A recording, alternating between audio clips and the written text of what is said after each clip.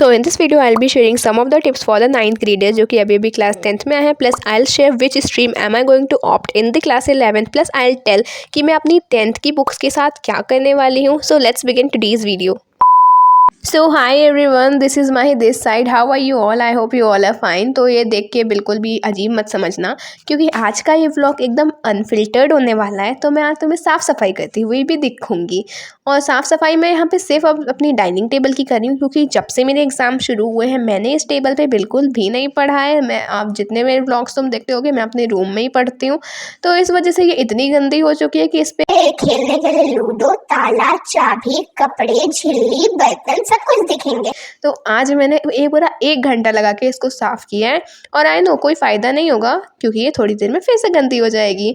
तो अब मैं तुम्हारे साथ एक जल्दी से एक रेसिपी शेयर कर देती हूँ मेरी कॉफ़ी की, क्योंकि आज मैंने बनाई थी. और अगर तुम चाहो तो तुम इसको शॉर्ट्स में जाके भी देख सकते हो, क्योंकि मैंने ये शॉर्ट अपलोड किया है. तभी मैं फटाफट से बता देती हूँ, क्योंकि बहुत से लोगों ने इसको नहीं देखा है. तो अपने शेकर में लेना है तुमको 1 चम्मच चीनी, नहीं सॉरी 1 चम्मच कॉफ़ी, 1.5 चम्मच चीनी. फिर इसको करना है तुम्हें shake shake shake shake shake. बस उसका बैटर रेडी हो जाएगा. फिर साइड बाय साइड तुम उबाल लेना दूध. जब ये येलोइश हो जाएगा ना बैटर तुम्हारा कॉफ़ी का, तब समझ लेना ये एकदम रेडी है. फिर तुम्हें डाल देना है इसको अपने कप में. फिर तुम्हें ऊपर से इसको डाल देना है. और मैंने ट्राई किया था इसको थोड़ा सा डेकोरेट करने का, बट नहीं, मैं फेल हो गई यहाँ पे करते करते. और उसके बाद कुछ नहीं, हमारी कॉफ़ी बन गई है. इसको पियो, एंजॉय करो और मेरा व्लॉग आगे देखो. तो अब मैंने स्टार्ट कर दिया. ये रात का टाइम है, रात नहीं शाम का, जो भी तुम बोलो, 7 बज रहे थे, ठीक है. तो मैंने स्टार्ट किया है बायो से करना.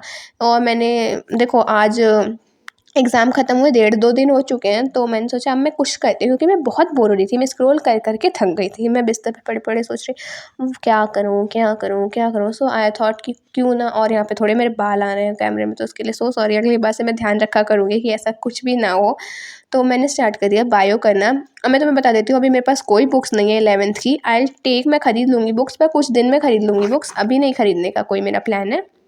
और अभी तो मेरा आधा ये ही नहीं पता है कि आई विल टेक पीसीबी और I will not take PCB. Means I am still in very, मतलब बहुत कन्फ्यूज़न में हूँ. मेरे पास मेरे 80% चांसेस हैं कि मैं पीसीबी लूँ, but the rest 20% chances are of humanities. But don't worry, मैं पीसीबी ही लूँगी. अब क्या कहानी है इसकी तो ये कभी और बताऊँगी ऐसा क्यों है, ठीक है. तो यहाँ पे मैं पीडब्ल्यू की वीडियो देख रही हूँ. ये कंपटीशन वाला चैनल पे डली हुई थी ये वीडियो. तो इस वीडियो, ये 2 साल पुरानी वीडियो है. उसके बाद तब भी मैम लेक्चर की क्वालिटी बहुत अच्छी है. और यहाँ पे ना जब रिप्रोडक्शन की एक टॉपिक का सब टॉपिक रिप्रोडक्शन था, तो उसमें मैम जो वो पढ़ा रही थी, तो वो 10th में हम बहुत बार पढ़ चुके हैं, मतलब बहुत अच्छे से. इसलिए मुझे लगा कि हो सकता है ये अपडेटेड एनसीईआरटी हो या कुछ हो. तो मैंने जल्दी से एनसीईआरटी बुक की, बायो की एनसीईआरटी की पीडीएफ खोली और चेक कर लिया. बट नहीं, ये टॉपिक था उसमें, तो मैंने कहा चलो पढ़ लेते हैं. क्योंकि ना रिप्रोडक्शन का तो पूरा एक चैप्टर ही था. तो इसमें जब मैम फिर से बर्डिंग और बाइनरी फिशन और फ्रेगमेंटेशन करा रही थी, तब मुझे लगा ऐसा, बट नहीं, तब इसमें थोड़ा ज़्यादा एडवांस तरीके से बताया गया है. So let me share some tips for the 9th graders. वैसे तो मैं अपने आप को ऐसा समझती नहीं हूँ कि मैं तुमको कोई टिप्स दे सकती हूँ, बट जितना मैंने एक्सपीरियंस किया है तो मैं उतना तुम्हें बता सकती हूँ, क्योंकि 1 साल तुमसे बड़ी हूँ यार. तो सुनो, first thing is stay consistent. I know सब तुम्हें बताते हैं, अगर सब बताते हैं तो ये बहुत इंपॉर्टेंट है, समझ रहे हो ना. मतलब कंसिस्टेंसी बनाए रखना तुम लोग पूरे साल. अगर दिन में सिर्फ 3 घंटे पढ़ो, इट्स मोर देन इनफ. तुम दिन के 3 घंटे पढ़ो एंड तुम देखो तुम्हारा रिजल्ट कैसे बूस्ट होता है. The second tip is this. देखो एनसीईआरटी बिल्कुल मत छोड़ना. पहले मुझे भी लगता था, बट जो बोर्ड के एग्ज़ाम्स के हैं ना, उसके सारे क्वेश्चन एनसीईआरटी से ही आए थे. तो एनसीईआरटी मत छोड़ना. अभी अब मुझे रियलाइज़ हो रहा है, मैंने एनसीईआरटी छोड़ी नहीं थी, बट हाँ इतना ध्यान नहीं दिया. पर तुम लोग बिल्कुल मत छोड़ना.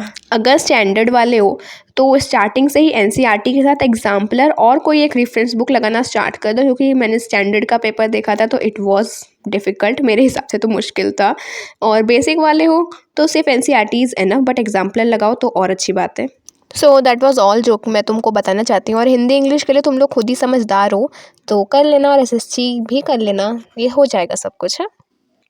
आज मैंने बायो के चैप्टर 1 का सिर्फ पहला ही लेक्चर देखा था, क्योंकि देखो शाम भी हो गई थी. और 1 घंटे का लेक्चर भी देख लिया था. और इतना पढ़ने का आजकल मन भी कहाँ कर रहा है, तो अब बचा हुआ कल देखा जाएगा.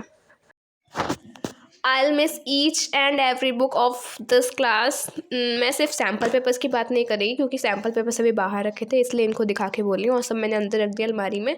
तो I'm saying that I'll miss each and every book of this class because class 10th was very precious for me. और 9th में मतलब इतनी सारी क्लासेस मैंने पास की हैं, हाँ हम सब ने पास की हैं, तो कोई भी क्लास ऐसी नहीं थी जो मुझे ऐसा लग रहा है कि जिसमें थोड़ा इमोशन जुड़ गया था। But class 10th was the first class जिसमें मुझे ऐसा लगा कि नहीं, मतलब पास भी होना था, छोड़नी भी थी पर मन भी नहीं कर रहा था, मतलब बता नहीं पा रही हूँ। The 10th graders can understand my feelings. जो 9th ग्रेडर्स अभी 10th क्लास में आए हैं, तो कॉन्ग्रेचुलेशंस टू यू ऑल कि तुम 10th में आ गए हो और अभी तुम्हारी नई जर्नी स्टार्ट हुई है, मतलब अभी स्टार्ट नहीं हुई है, but 10th is a precious class, तो इसको एंजॉय करना अच्छे से और दिन भर पढ़ते मत रहना, क्योंकि पढ़ना भी, इतना भी पढ़ना अच्छी बात नहीं है। तो लेट मी टेल यू मैं अपने इन सैम्पल पेपर्स का क्या करने वाली हूँ।